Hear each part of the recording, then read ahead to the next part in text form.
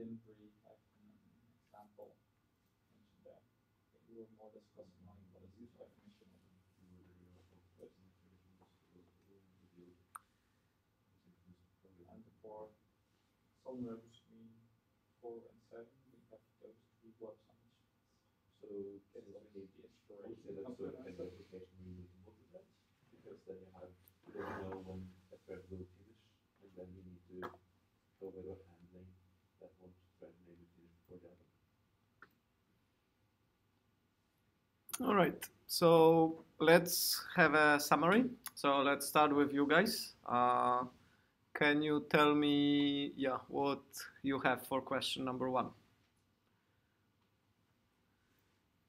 Yeah.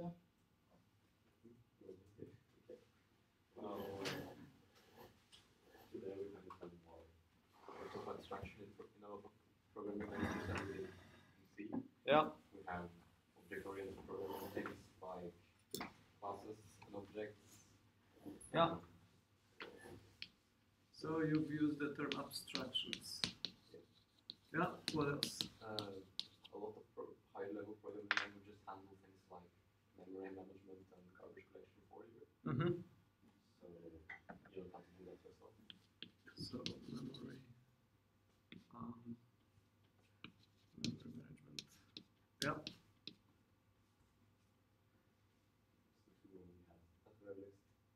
Okay.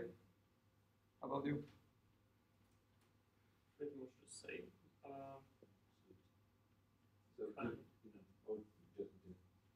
We kind of added the widespread adoption as well as a cause for abstraction. The more people use something, the more people will want to make it easier for themselves. Yeah. So it kind of relates to the abstractions itself, like ease of what? Of use? Or like making it more effective to write code. So fewer lines to do more work. Yeah. So more, so let's say more expressive. So less verbose, like in C you have to be quite verbose. In high level languages you can say, okay, I want to do this, and yeah. So what would you call all of those things? Like what is the sort of a term that we could just generalize all those things here?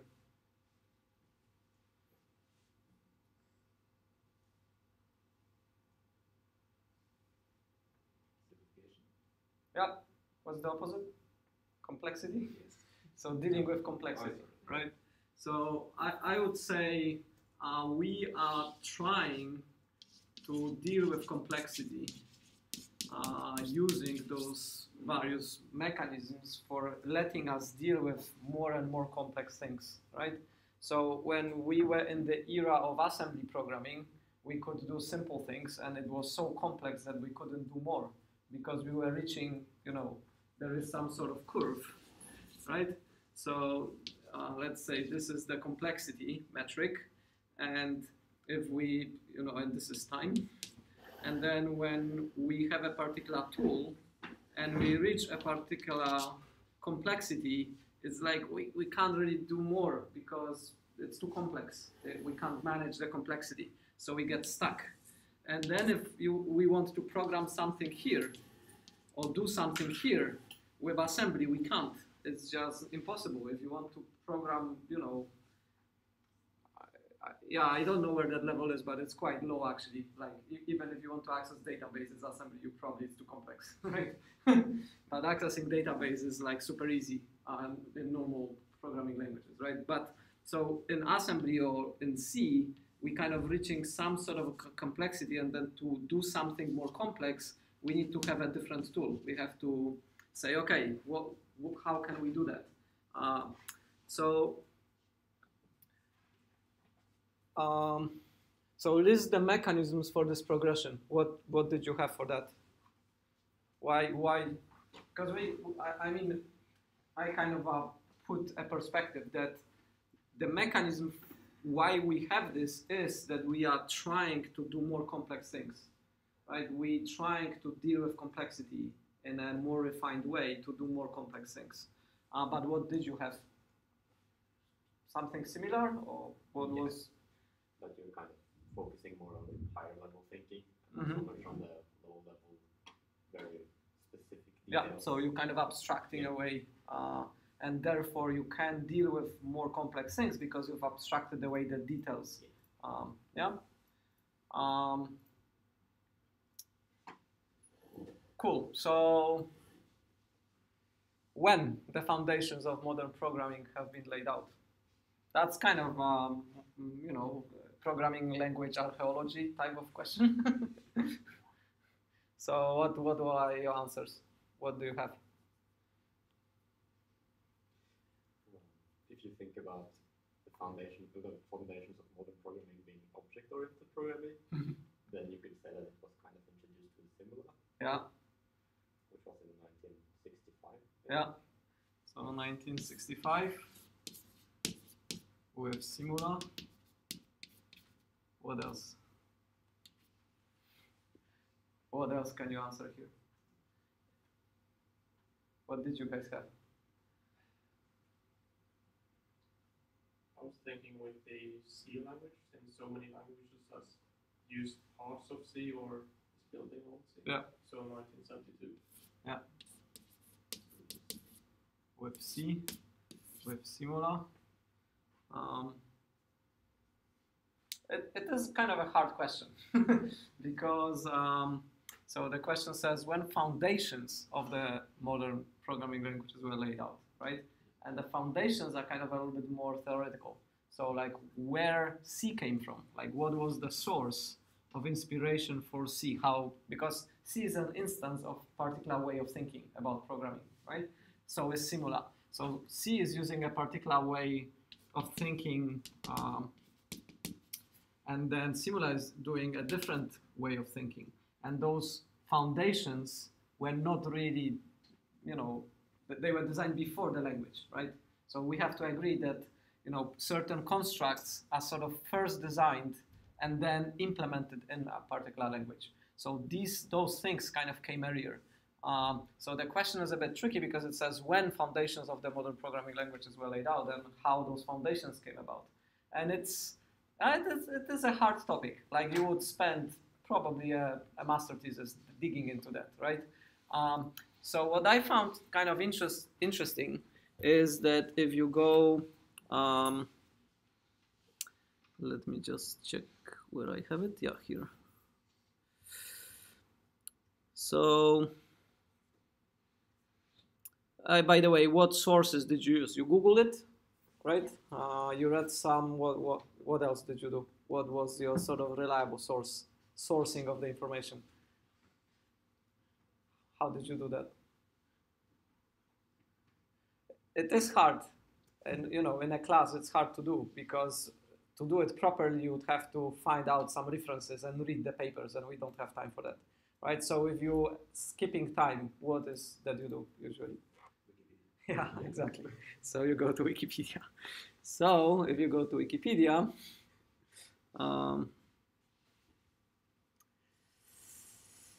you can, you know, browse the document which says history of programming languages, and it kind of lays out various things for you, and you can sort of, yeah, check it out. Check some of the history of the development, see the historical kind of a progression of how it was happening, and you can have this sort of a nice timeline of where things were kind of happening. So you can sort of understand that some of the things are sort of happening, you know, roughly when, right? So we know, yeah, so we see that the precursor of C was actually 67, right? So C didn't came up out of the blue. It was sort of a continuation of a particular line of thinking, which dates back before 72, right? So then you have these fundamental paradigms. So this is sort of a little bit more analysis of where different styles come about and how they were sort of unified. Because again, they are kind of a collection of different trains of thought, different research which were kind of put together. So the language is sort of a collection of independent components which were put together into the language. And you really see that in the modern languages like, you know, Java or JavaScript or whatever. So what I found interesting was, and yeah, you have C at 72 here. You have fourth, which was earlier. I was doing a little bit because the question was, yeah, I will not scroll to the question, but there was a question about the polymorphism, where polymorphism came from, right? And if you really dig out, you will see that the polymorphic history points out to the lecture notes written in '67 by a computer scientist, right? And those were, he had a summer school and he was teaching students and he had lecture notes for those courses. So during the summer of '67, he gave some lectures to students which actually laid down foundation of how the polymorphic types came about, right? Which was not even a paper. It was basically kind of a lecture. And then you can go and find this reference. So if I kind of, go to the reference here and open it up, he sort of, it was published in 2000, right? So the fundamental concepts were laid out as a form of lecture notes, which was very sort of in the air kind of thing. And then the publication is in 2000, which is, 33 years later. And it's kind of interesting because he says, this paper forms the substance of a course of lectures given in the International Summer School in Copenhagen in '67, right? So it's like, whoa, that's kind of really cool. So some things really take time and some things are very informal, right? So one of the things which we did, have you read the article, the 30 pages article? How many programming languages you knew from that article? Not many, right? He talks about, I don't know, 30 or 40 different programming languages. And I haven't heard of like a lot of them. Like I've heard of some, but most of them I never heard of, right? And those programming languages formed a foundation for the features that we have in kind of languages we know about. So it's sort of like it's this giant tree where, family tree, where you have those sort of different, ideas and different things being implemented, and they kind of merged and form something that you know about, but you have no idea what is behind it, right? So that's how it kind of goes back to the original question, when foundations were laid out. And it's super hard to kind of trace it down because it boils down to somebody doing some experiments with some idea, which you really have to dig down out of the original idea. So if you look at the language like C, you take all the constructs and all the things for granted, but they kind of root back to something much smaller, which somebody was kind of playing with. Okay, so then we have a more pragmatic question. What examples of functional programming patterns you see built into the language you use most these days? So what you have for that? It's a hard question to answer because I don't feel like I understand it well enough to really see where those patterns are. Yeah. Yeah, exactly. So that's a very fair point. How about you guys? Have you found some? Yeah. Same, but I was looking back at when I used the algebra bachelor thesis. So two things I used there was with the ES6 not paradigm but design. You have the rest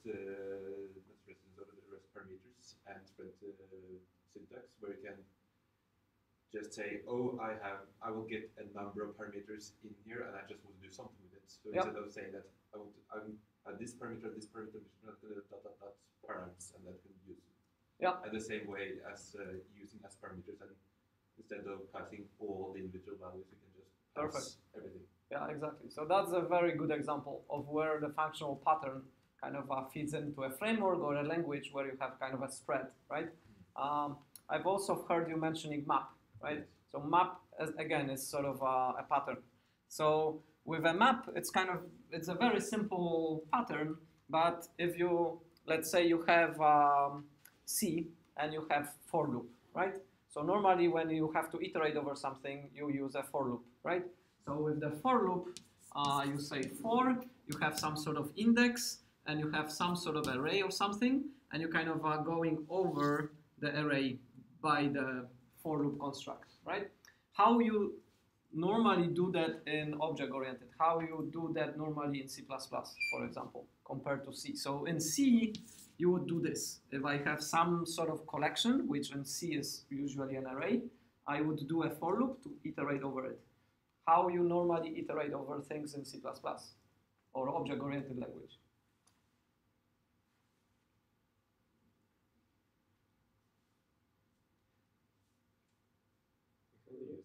For loops as well. You use a for loop, but they can be range based instead. Yes, exactly. So you're using an iterator usually, right? So in C++, if you have a vector, you will not loop through it with the normal index. You would say, okay, I will iterate over the collection I have at hand, which is a vector or whatever you have, and you say start at the start, iterate until the end, and I'm done, right? So you would use something. So in C++. You would use something which is called iterator. An iterator is one of the object-oriented patterns that the book has, right? It says, okay, there is a pattern which we typically use over collections, and it's called iterator, and it basically has certain properties. In functional programming, we don't need iterator because we have a map functor, right? So actually, the object-oriented pattern is sort of an example of a fix for something that is slightly broken in the language, right? And then functional programming says, actually, in functional programming, you don't need that pattern because we have a map, and then you can do that, right? So the iterator still has a little bit of a feel of dictating how and when to do things. Whereas a map, if I have yeah, I don't want to use specific syntax for anything, but let's say I'm kind of mapping a particular function to this collection, to this array, right? I'm not saying how it is done, right, at all. I'm not even saying it is done in sequence. With iterator, I am kind of saying it is done in sequence. But here I don't care. I'm just saying just do it. And it can be, if I have enough resources, just a single operation in parallel done on all the elements at once, right? I can call, like if I have those elements, let's say I have 2 elements here, I can call f of 1 and f of 2 at the same time, and this doesn't tell me that there is really an iteration, right? This one sort of tells me that I'm kind of applying it. The runtime system can sort of gloss over it and do whatever they want, but the semantics is that there is this sort of a progression. Here there is no progression. So with modern architectures and with modern runtime systems where you have a lot of multi-core infrastructures, this semantics is kind of better because it allows the runtime system to do whatever, right? The for loop with index is the worst because it tells exactly take the first one first, take the second one second, and so on, right? No parallelism is possible because the semantics of the normal for loop is very strict. It's a very sequential operation. Whereas this one, I mean, we're just saying we don't care. Is it sequential? Yeah, it can be sequential. It can be parallel. We don't care because we don't care. So we abstracted away the way it is done. We just said, I just want all those functions to be called on those parameters at some point, somehow. I don't actually care how, right? So again, you have sort of an abstraction layer, right? So we do have those patterns. We have spread, we have maps, we have streams, we have sometimes this kind of if we need to do something like logging, like in let's say you have some sort of a web service and you need to log the requests. How would you do that? You would sort of use a wrapper pattern, right? So we would wrap the original behavior and kind of add something at the beginning or at the end. Or if you want to time it, you would use like a strategy pattern where you would add something at the beginning, at the end, and fit kind of what is the behavior in the middle, right? So we have some object-oriented patterns, which we use in sort of an object-oriented languages, but you can express them using functions as well. And it takes, so you know, a map in JavaScript, like it's part of the language. Like you don't really think about it as a functional programming kind of paradigm. It's just there, and you can use it. And you do still have a normal loop, and you also have for each, right? For each, it feels more like the iterator, right? Okay. Yeah. So this this is similar to 3. And as I'm saying, it's a little bit hard because you have to start thinking on a meta level of what you're doing, right? So normally when you're doing things, you're just doing them. You don't think about where they came from and how they end up in the language, and you don't distinguish something to be functional or something to be object-oriented. It's just there, part of the language, you use it, right? So 3 and 4 are kind of hard because you're very biased with the background. You have to change your hat. From the practitioner, you have to become a theoreticianer, and you have to say, oh yeah, those features came from this language, and those features came from this language, and nobody does that on everyday practice, right? So those 2 are hard. Okay, so can you give an example of a functor? That's a little bit more theoretical, right? You have to say, okay, what is a functor? How does it map to the features I know, right? So. Yeah. Because I mean, it lets you pass a function and have a value type, and does something with it and returns an unstructured view. That's correct, exactly. So like an array in JavaScript is a functor, which kind of accepts the map function, and it can do stuff with it, right? So that's very good, but it's not really. I mean, I don't really care about the examples. I care about your process of getting to the examples, because it requires you to stop being the real practitioner and become more of an academic to sort of analyze where those features come from, right? So answering those 3 questions, so 3 and 4 are hard because it's really hard to break this practitioner perspective. 5 is easier because suddenly we're in the theoretical space. We're using a term, which is a functor, right? So you have to sort of twist your perspective a little bit. How about applicative and a monad? Those are harder, right? So, did you come up with anything?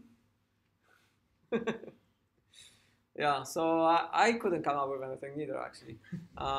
So I thought I could come up with applicative because you can have, like, you know, there is a visitor pattern in object-oriented programming paradigms. So you, for example, you have some sort of hierarchy of types. Let's say you have shape, and you can apply something to different shapes based on the type. And in object-oriented programming, you're doing it by the visitor pattern. In functional programming, you can kind of do that by function application.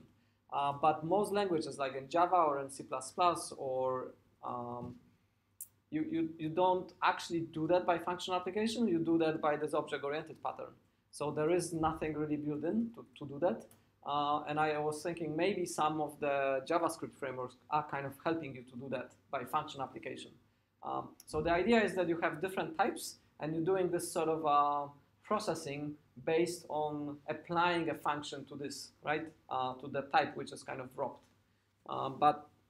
Yeah, those 2 are hard. So then it's a little bit easier. Reactive programming or RX libraries. Have you used any of those? Yeah. Because I mean, even though, because going back to the map, what I found was that even though firstly Lodash is often faster than the native methods, and also that I had some problems where the native map function didn't, if it iterated and then didn't get the result, it would just return nothing. And oh yeah, then Lodash will return you an empty objects. Yeah, and as it should, right? Yes. Yeah. So, and JavaScript, if it gets a value that is not expecting that it didn't go very well, so I needed to use Lodash there. Yeah, exactly. So Lodash is very popular. Like most people who are programming in JavaScript, they will use it for the reasons that you mentioned, that it's a little bit clearer semantically what it actually does. It has a lot of functional kind of constructs which allow you to manipulate arrays in kind of a nice way. It has partition, it has spread, it has maps, it has all those things. And then the semantics is a bit more strict. So it will return an empty list if, you know, nothing was processed, whereas JavaScript returns all it's famous for that, right?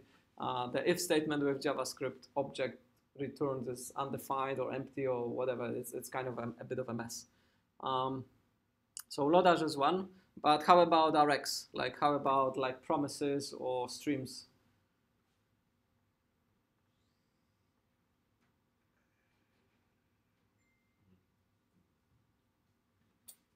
I don't know, but I know I used a library for doing AJAX calls. I Yeah. don't know if that's React. It can be counts as reactive programming.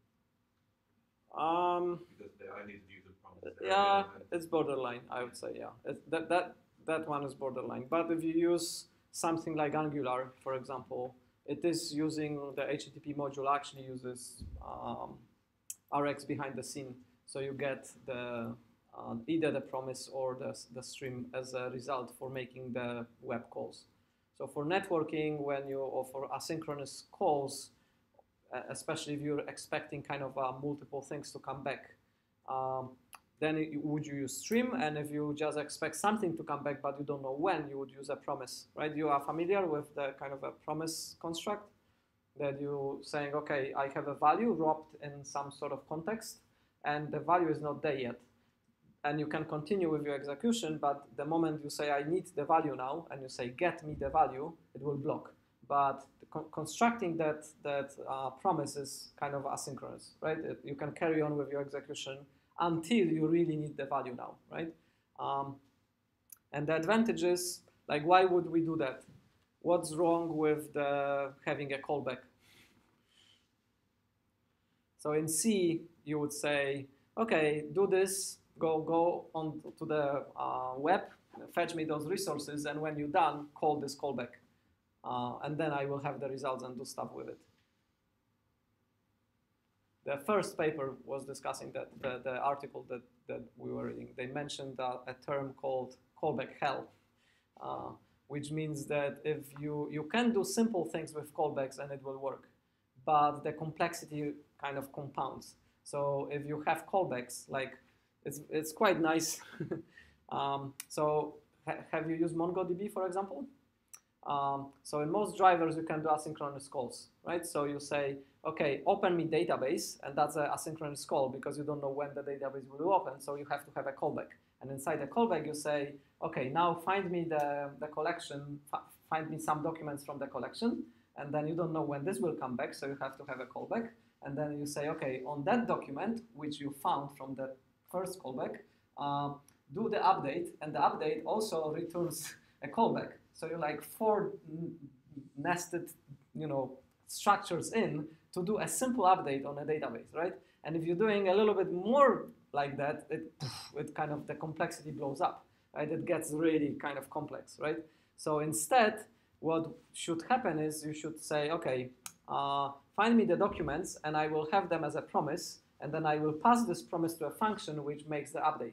And I can kind of isolate those things, right? I don't have to have those nested kind of a callbacks hell. I can kind of decompose and decouple things, and updating of the document doesn't need to wait for the actual result. It can sort of do that, based on the promise that the result will come. And it can generate another promise that kind of can be passed somewhere else. So I can structure my complexity of the processing and decouple who is doing what based on those kind of promises, right? And it also really is usually really helpful for error handling as well, because with those nested things, if something blows up, then it's like, whoa, now what? I'm kind of 4 levels deep in my callbacks and something is wrong now. So how can I unwrap and tell the original code that, oh yeah, by the way, somewhere inside here, I had an error, right? All right. But in general, what do you think the reactive libraries are sort of useful? So we've mentioned asynchronous calls and some networking. Where else? Maybe for applications that are very user interface centric. Yeah, exactly. So it actually started as an animation framework. So the original concepts behind reactive programming came about because people were interested in doing kind of a UI and animation. So the original reference from the paper you were reading was Fran, which was sort of the animation framework. So yeah, so how do you anyway, so how many of you are familiar with functional programming? Have you had any courses? No. How easy was to follow the presentation, the 1-hour presentation which the guy was giving? Impossible, right?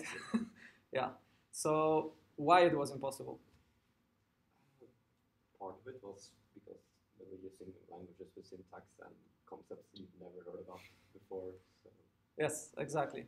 So I know Haskell, but I don't know F# syntax. So even though I know concepts, it was still very hard for me to read his F# examples. They're not intuitive.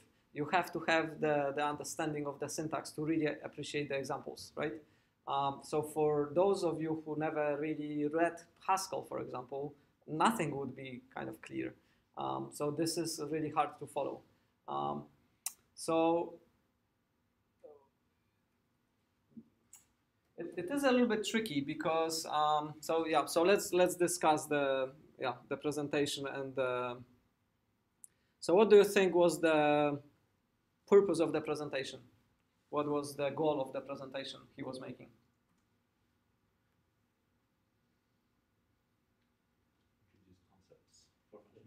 Yeah, so the purpose was to introduce the Functor, Applicative, and Monad as a kind of a functional programming concept.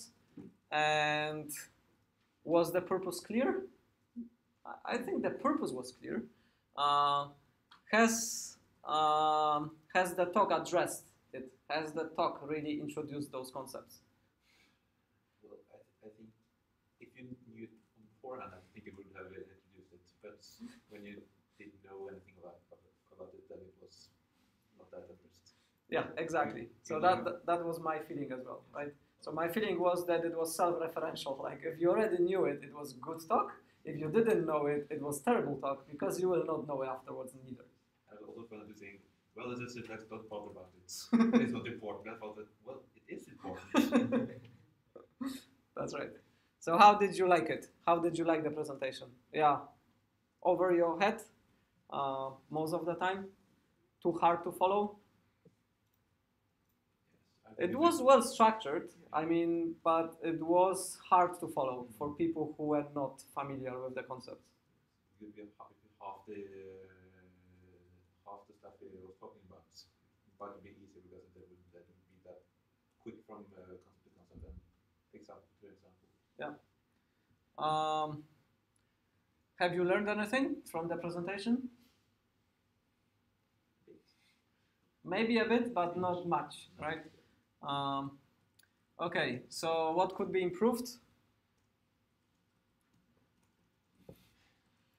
Well, for one, I thought, okay, maybe if he used the different syntax of languages which we are familiar with, or you are familiar with, it would be easier, right?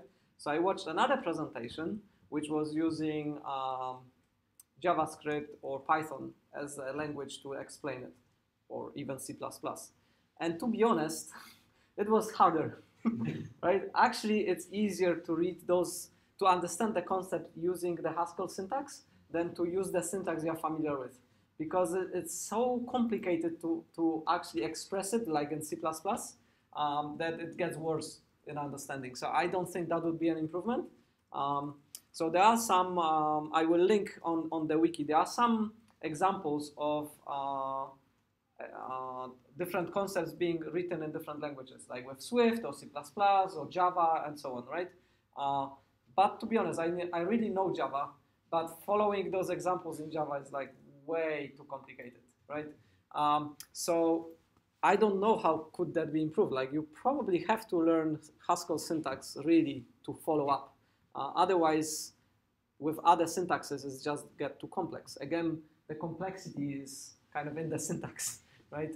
Java is too verbose in the syntax to be very useful. Same with C++. I mean, C++ has lambda functions, and you can pass functions to functions, but you know, with just 2 levels of passing lambdas to lambdas, you just, you know, forget about it, right? Okay, how about the article? What was the purpose of the article? Yep, so as the title suggested, the purpose was to create sort of a taxonomy of the different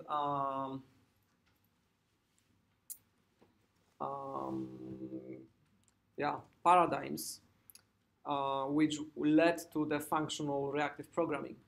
But what was really the purpose? So that yes, we are building a taxonomy, but is it the purpose of the article to build the taxonomy? Or is the building of the taxonomy a tool for something else?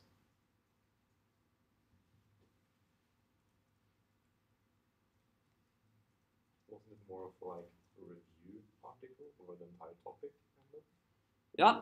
So if I like this.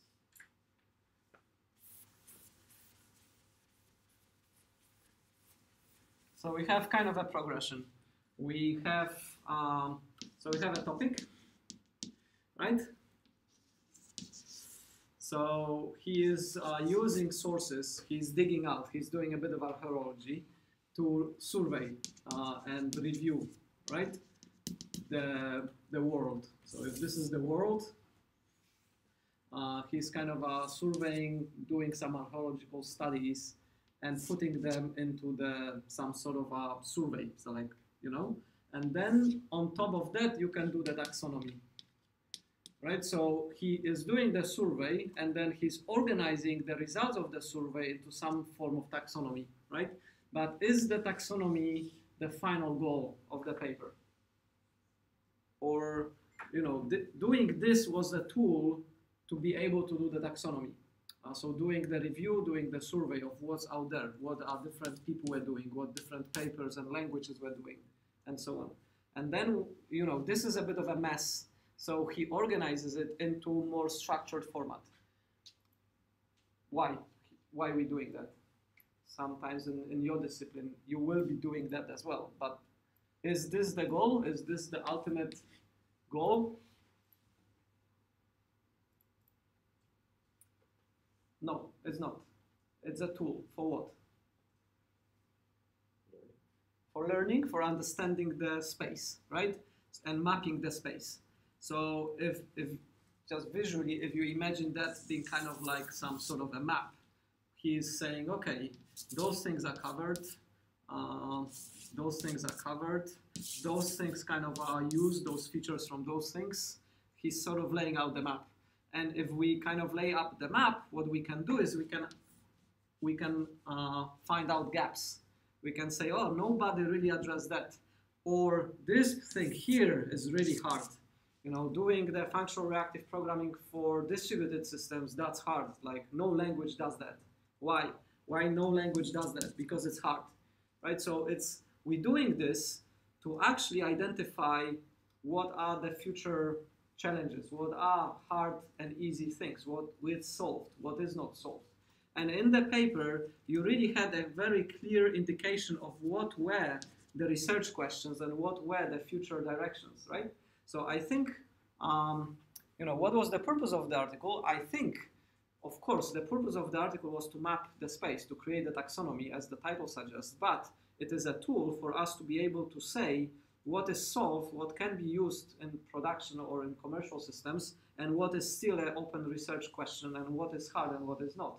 And I think the article was doing a good job with that, because he was, the authors were sort of specifying those points in the article, right?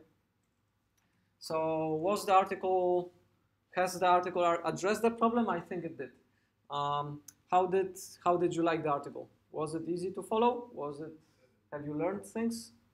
That was one thing I found out when reading about the nth programming language going through the same example. It's very quite not similar. It's got to be tedious.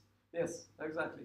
So it was a little bit repetitive and a little bit tedious to go over the same thing with a different language, right? So I felt the same, that some of the things he could combine. He could say this, and this language use the same sort of concept. You don't have to say this language use this concept and then repeat this language use this concept, right? So he could structure, the authors, because there were like 4 of them, they could have structured the presentation a little bit more, so to keep the narrative kind of flowing a little bit better. But did you learn like what was the functional reactive programming from the article? I think it was, I mean, you don't have to have a lot of background to sort of follow it, right? The examples they were given and the way it was presented, I think it was reasonably good for a person not familiar with, say, with Haskell syntax. So what could be improved? Yeah, some presentation could be combined and could be improved. But overall, it was pretty good, right? Okay, so we have some final questions, okay? So we've already discussed some of the benefits, dealing with abstractions, dealing with complexity. So what are the shortcomings?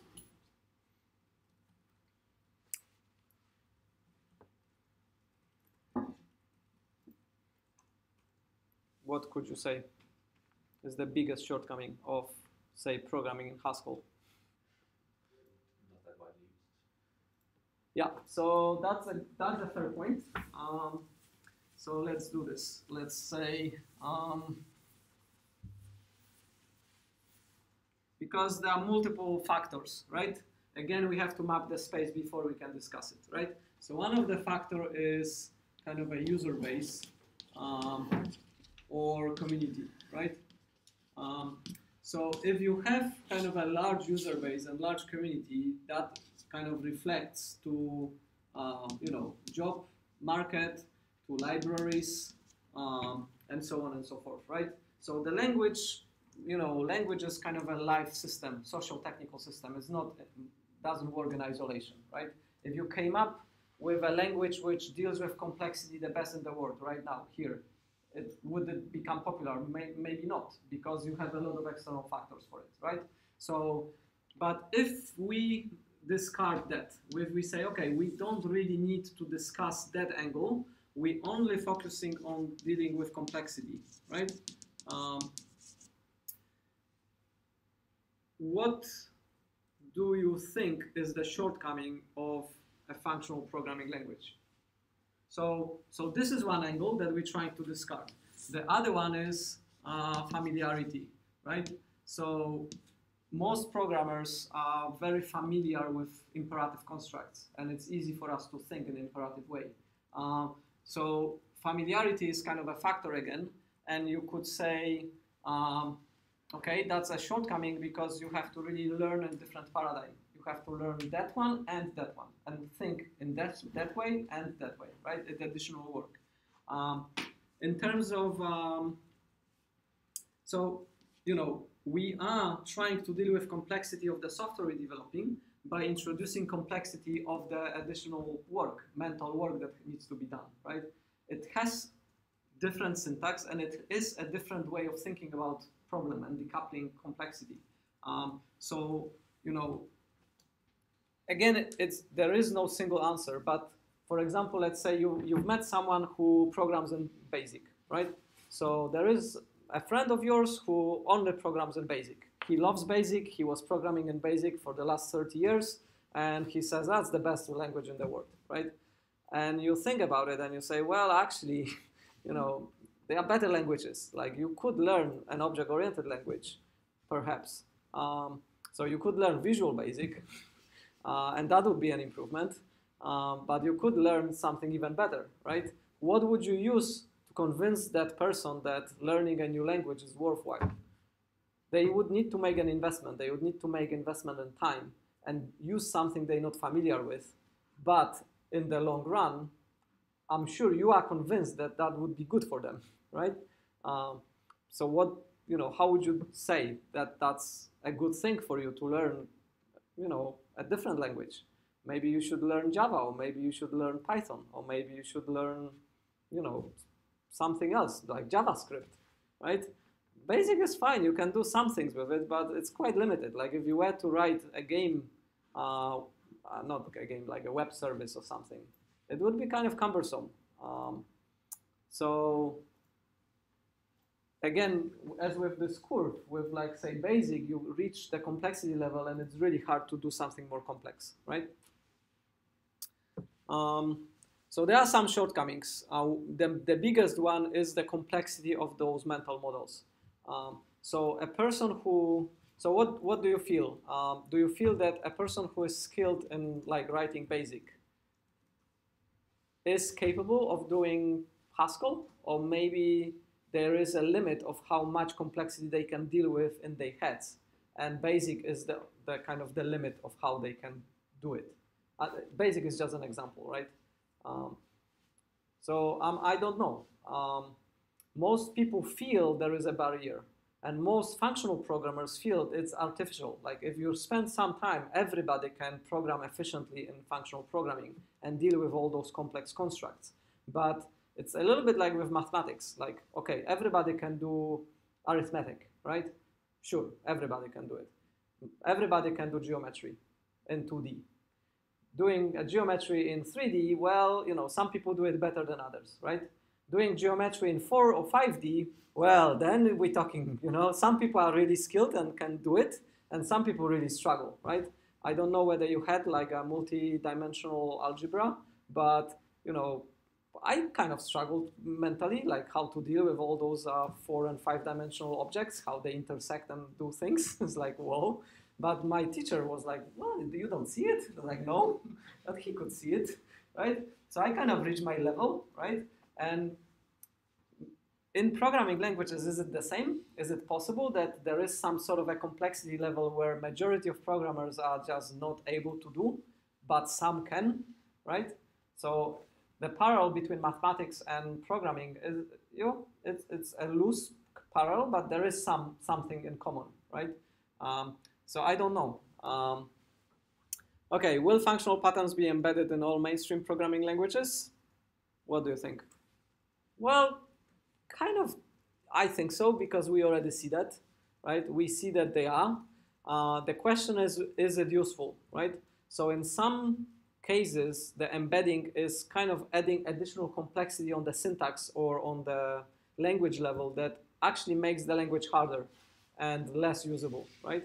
So, for example, Go get rid of a lot of constructs. Go could include a lot of stuff, but they decided to keep the core very tiny and small. So therefore, the complexity of the language is very small, but you can build complex things with it. If you take, for example, multiparadigm languages like Scala, you can do a lot of things in it, but the syntax is kind of harder because of that.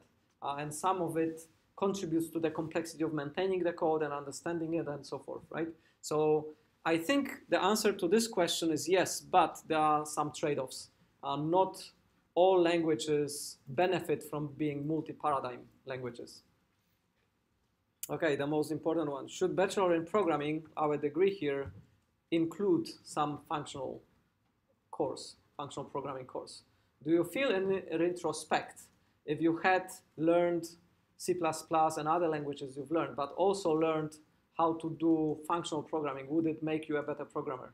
Would it be beneficial for you? Even if you're not doing, say, Haskell programming for your projects.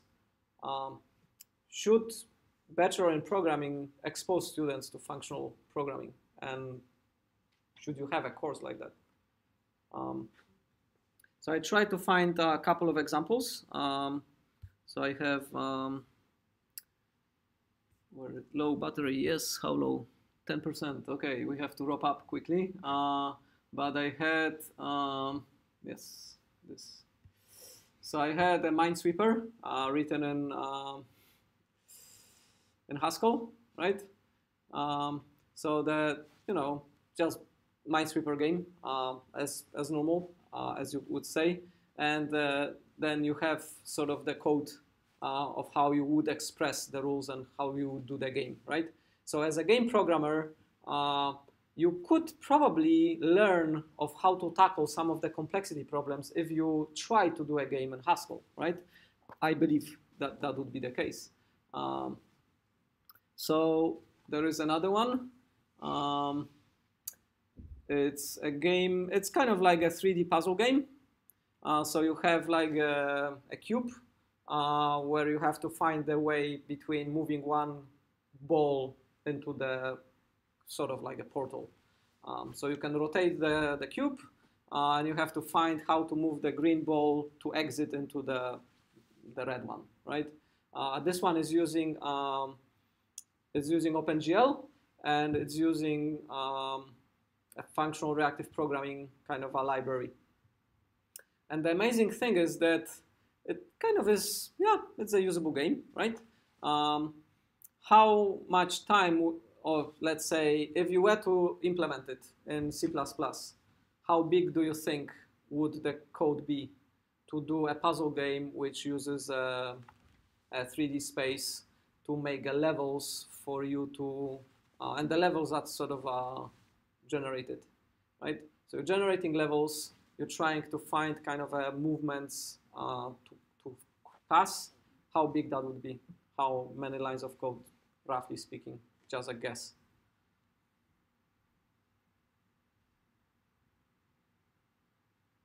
Depends on the graphics framework. Yeah, depends on the graphics framework. The shapes are pretty simple, yeah, right? So that's but in Haskell it is 240 lines of code, right? The whole game. So it is quite compact, right? You wouldn't be able to do that in 200 lines of C++, for sure, right? I was thinking, yeah, probably 2,000, a small number of thousands, but like not large, but you know, at least 2,000, right? And then you have another one, which is like a first-person shooter game, also done in Haskell, right? So you can do everything. Like you know, it's not something that is only used for those esoteric compiler projects.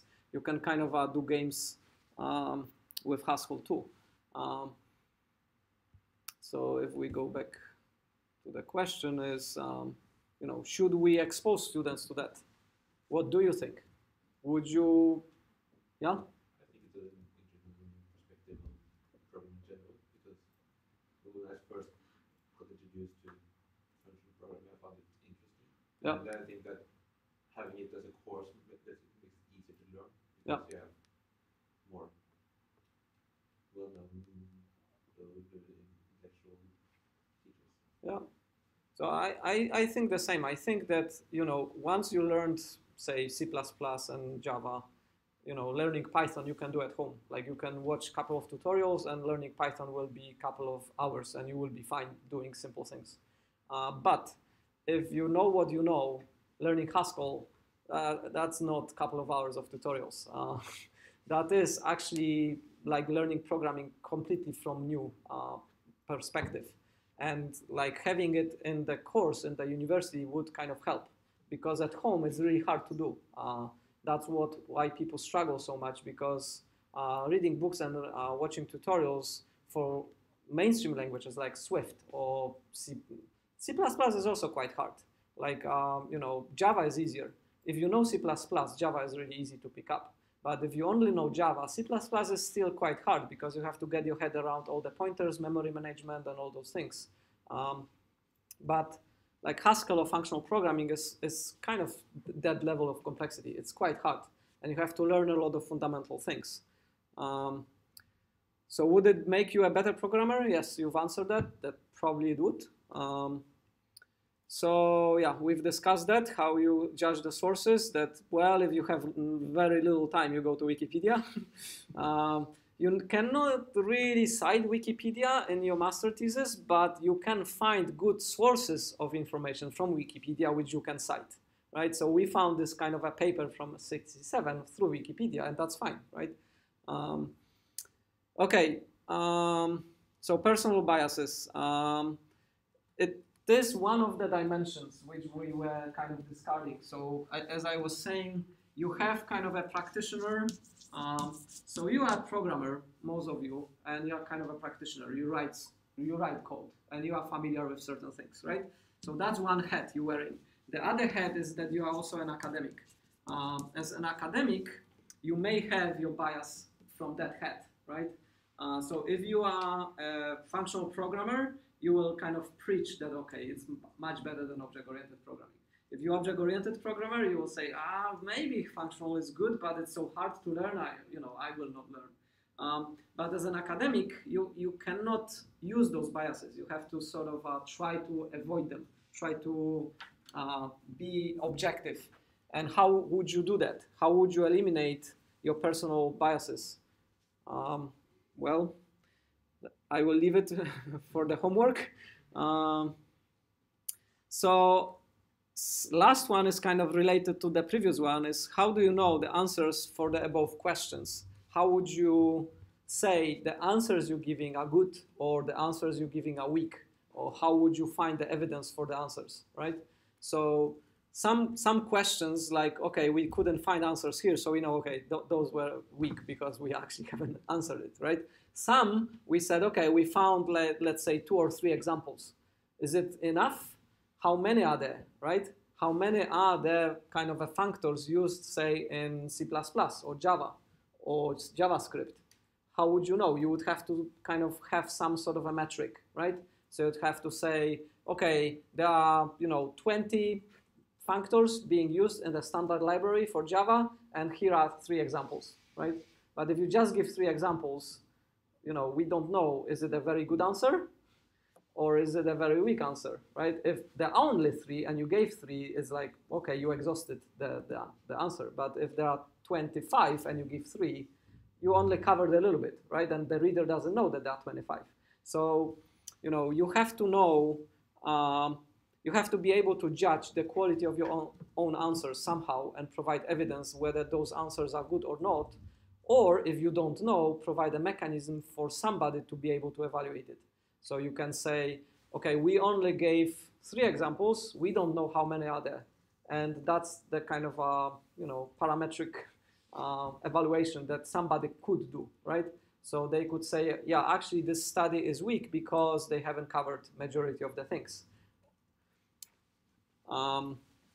Sometimes it's a little bit implied, right? So for example, in the original article, what would, how would you do that? The last point would be, you would say, we've used particular search queries. We found out 200 papers. Out of those 200, we eliminated some because they were irrelevant for the functional programming kind of taxonomy. And we've used the remaining, I don't know, 150 papers, right?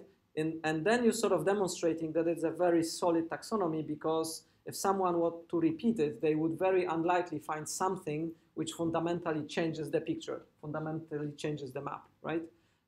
But you would have to do that a little bit of extra work, which they haven't, right? They haven't really provided this sort of a meta-analysis of how they came up with all the references that they came up with. They have a very long list of references, and it seems they're covering kind of the ground, but this quality hasn't been really kind of provided, right? So that's like a small missing bit. All right, so that's it. I'm running out of juice, 2%, and we're running out of time, so we will stop here. So what is left is